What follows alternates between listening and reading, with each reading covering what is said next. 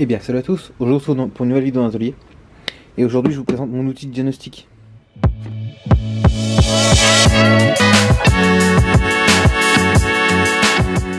Bon, comme je vous ai dit dans la vidéo bilan, je vais vous présenter mon outil de diagnostic que je me sers sur mes voitures. Donc c'est une marque Foxwell, donc bon, il n'y a pas de pub, hein, je l'ai payé mon outil. C'est juste la marque que j'ai moi. D'ailleurs, moi je l'ai acheté en occasion il y a un an, non c'était 2 ans.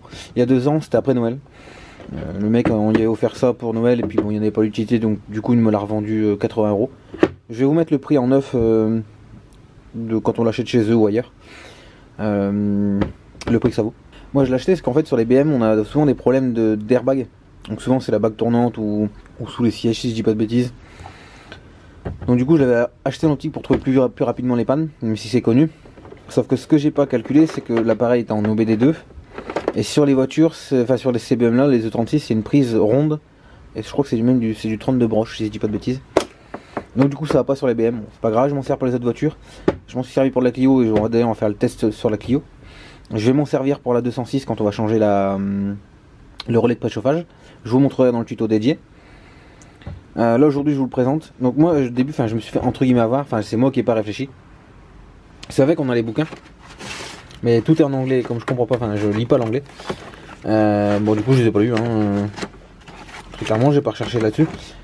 On a aussi avec, donc j'y suis sur les bouquins, un dépliant avec tous leurs modèles. Donc nous c'est le NT 630+. Mais après ils en font juste, donc lui juste pour lire les codes, je crois qu'on peut pas les effacer.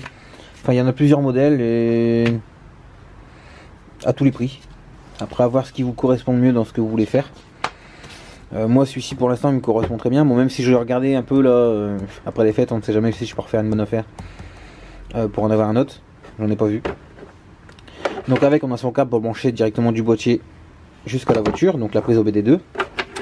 Une clé USB je suppose pour faire la mise à jour, comme j'ai pas pu comprendre les bouquins, je ne sais pas. Et un câble pour le recharger. Sauf que personnellement je l'ai jamais rechargé. Vu que quand on le branche sur l'OBD2, sur l'OBD2 de la voiture et le boîtier, en fait il s'allume avec quand on met le contact. Je vais vous montrer ça après. Donc au début je pensais que c'était que ABS et airbag, et en fait en fouillant un peu dans les menus il y a un système OBD2 de classique pour rechercher les pannes. Donc peut-être pas qu'il est aussi perfectionné que des trucs spécifiques, faits pour chercher vraiment des pannes, tout régler, voilà.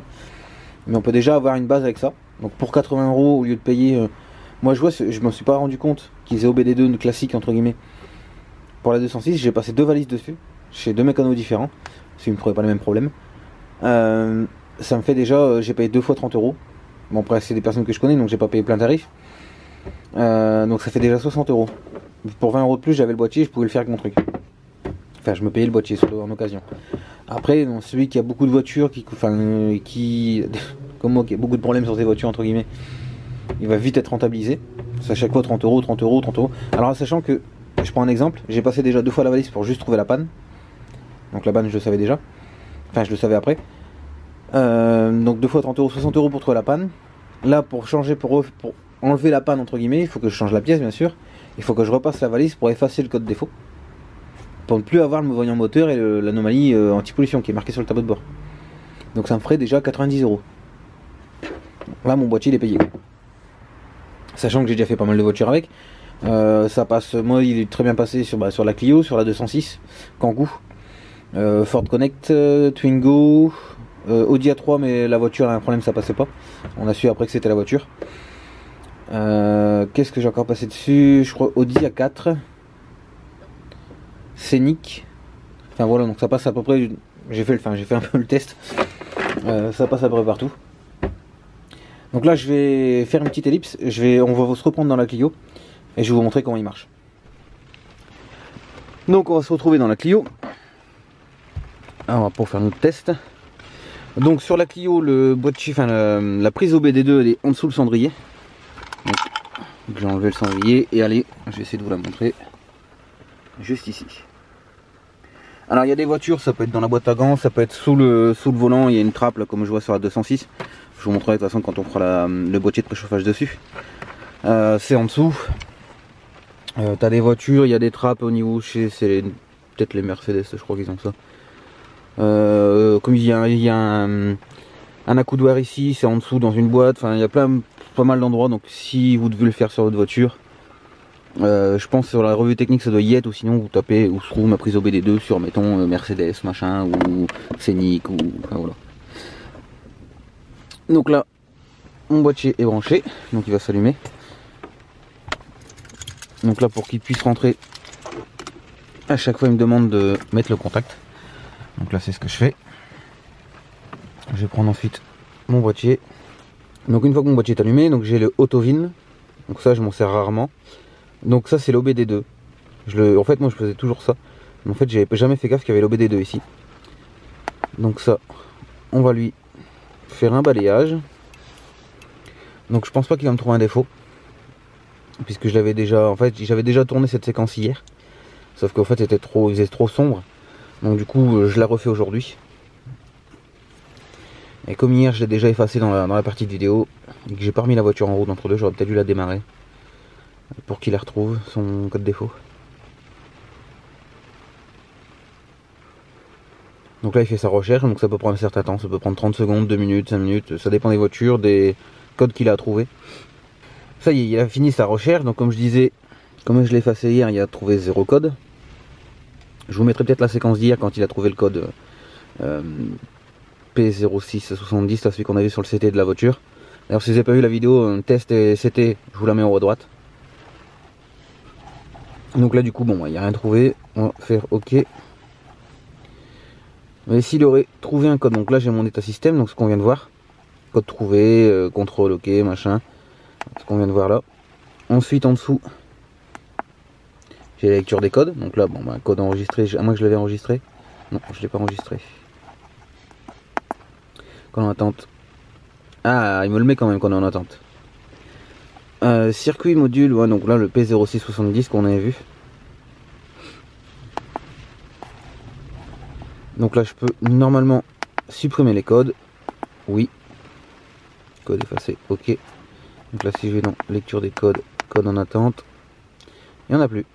Donc ouais, donc je l'avais pas supprimé hier en fait. Je pensais que je l'avais supprimé mais non. Ok.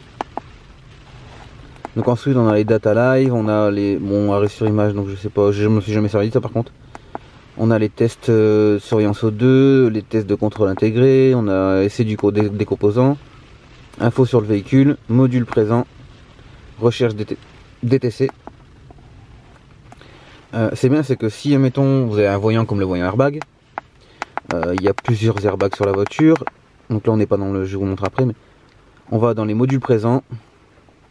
Voilà, il nous dit voilà, donc il y a module tel module. Donc là il n'y en a qu'un. Si je vais par contre dans airbag, alors là par contre il faut sélectionner la marque.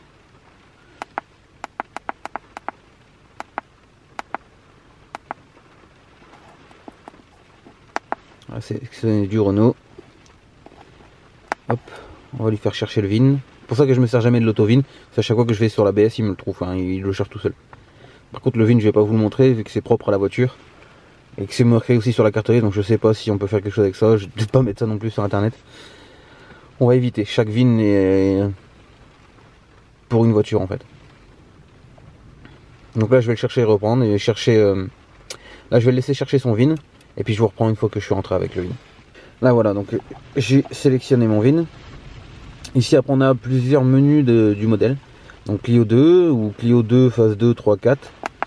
Alors si je mets ça, j'arrive pas à avoir accès à tout, il faut que je mette celui-ci pour pouvoir accéder à tout.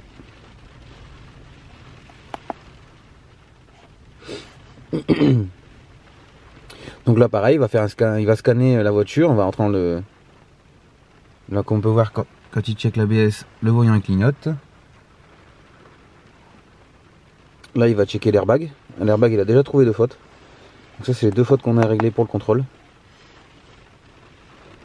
Donc là, on va faire lire les codes. Donc celui-là, il l'a en mémoire. Donc tension, alimentation, calculateur, tension, alimentation trop faible. Et là, il me dit, donc c'est le code D194, actif, calculateur à remplacer suite à choc. Ouais. Qu'est-ce qu'il y a, un calculateur à airbag ou calculateur moteur? Donc on verra bien de toute façon dans la vidéo, on cherchera des recherches. sur l'airbag sur la vidéo dédiée. Là c'est juste pour vous montrer le fonctionnement de l'appareil. Donc théoriquement je peux effacer les codes, sauf que j'ai déjà essayé hier et il veut pas, en fait il me demande de formuler incorrect. Donc à mon avis le calculateur doit bloquer le... Je pense qu'il doit avoir un calculateur à part, il doit bloquer cette commande là. Donc là je peux avoir les informations, la vie data pareil, les tests de fonctionnalité, les configurations, état de la configuration, commande spécifique, configuration des paramètres. Et alors j'avais vu hier, je suis peut-être là-dedans, voilà, type de véhicule, machin, donc ça je vous dis j'ai tout ce qu'il y a en fait de monter sur la voiture. Voilà, prétention de couple sans. On a tout ce qui est par rapport à l'airbag, tout ce qui est monté sur la voiture en option. C'est des voitures, ils vont avoir mettons des airbags dans les portes ou enfin je dis des conneries mais et celle-ci va pas l'avoir, donc ça au moins quand on va là-dessus, on sait où est-ce qu'il y a un airbag. Donc là je le sais, moi je le vois. Il y a un airbag ici, donc ça se voit en fait, on voit un carré là ici. En fait c'est juste le trait là, c'est juste pour faciliter quand l'airbag se déclenche pour que le plastique il vienne au-dessus, pas qu'on l'ait en pleine tête. Puis on en a un dans le volant. Et je crois pas qu'on en ait d'ailleurs sur celle-ci. Voilà, donc ensuite on a des commandes spécifiques par rapport à l'airbag, donc ça je me suis jamais servi pour l'instant. Gombi on va quitter. Au niveau des marques disponibles dedans, on a vraiment de tout. Quand on a de l'Opel, de la Porsche, Peugeot, Mercedes, Jaguar, enfin on a vraiment énormément de modèles. Ssangyong aussi, donc même des voitures chinoises, enfin japonaises, on a de l'italienne, on a tout, on a même du Sprinter, du Volvo, on a un peu de tout. Smart, Skoda, bon. On a vraiment à peu près les principales marques, donc je sais pas si on a vraiment toutes les marques dedans. J'ai pas regardé non plus. On a même de la Bugatti, donc ça m'étonnerait qu'on fasse du boîtier un jour sur une Bugatti ou Ferrari, mais bon. On a vraiment de tout. Ensuite, on a les paramètres du boîtier, donc je sais pas, moi je me rappelle plus si quand on l'achète neuf ou il est déjà en français, mais on peut le mettre en français. Je crois qu'il doit être en anglais au début. Ouais, il doit être en anglais, moi je l'ai mis en français.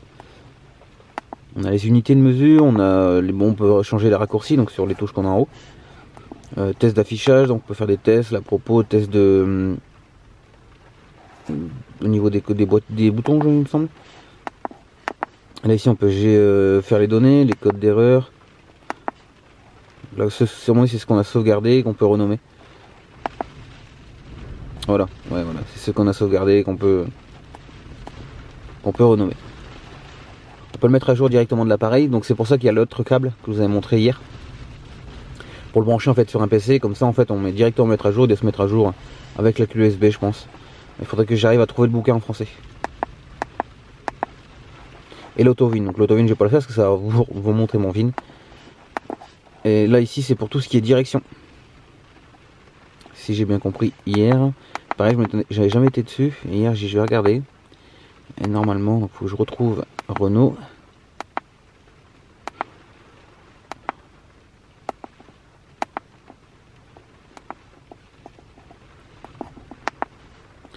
Voilà. On va faire un scan. Ah, scan du VIN encore. C'est pareil, je vais vous faire une ellipse. Et voilà, donc j'ai pas pu aller dessus puisqu'en fait, ils viennent m'indiquer que ma batterie avait une tension trop faible pour pouvoir faire les tests. Donc c'est pareil, hein, c'est le même menu que l'OBD2 et l'airbag. Vous allez dessus, ça va juste vous tester en fait tout ce qui est niveau direction, puisqu'en plus celle-ci c'est une direction électrique. Ah, c'est une direction assistée électrique. Donc il va tester les composants pareil que les autres menus. Donc là, comme j'ai fait les tests hier, j'ai pas redémarré. J'avais fait une partie de vidéo hier dessus. J'ai pas redémarré, que là j'ai en train de refaire dessus, donc je fais des pauses et tout entre deux, que je refais quelques plans. Je suis en train de niquer la batterie, là il me l'a dit.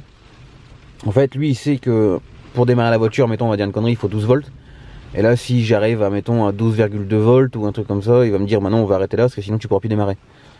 Donc de toute façon, c'est les mêmes menus, juste vous allez dedans, vous faites rechercher votre VIN. Si vous ne le donne pas, en dessous, vous pouvez le réécrire à la main, sélection manuelle. Vous rentrez votre VIN dessus qui est marqué sur la carte grise. Donc ça commence par VF si je dis pas de bêtises, sur toutes les cartes grises. Et ensuite, vous allez faire une recherche, un scan comme les autres pour trouver la panne. Je vais tout de suite le débrancher avant de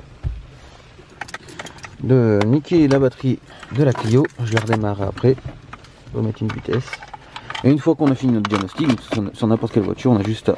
Alors techniquement, avant de de remettre notre truc là-dedans. On devrait censé avoir un cache en plastique pour éviter que l'humidité rentre dans la prise. Là il y est plus. Donc je pense que je vais regarder, j'en ai peut-être encore des autres voitures que j'avais avant. J'ai démonté, j'avais eu un Scénic et je l'avais démonté pour pièces. Alors des fois c'est simple à mettre, mais alors à retirer, voilà c'est bon. Alors à remettre c'est plus chiant.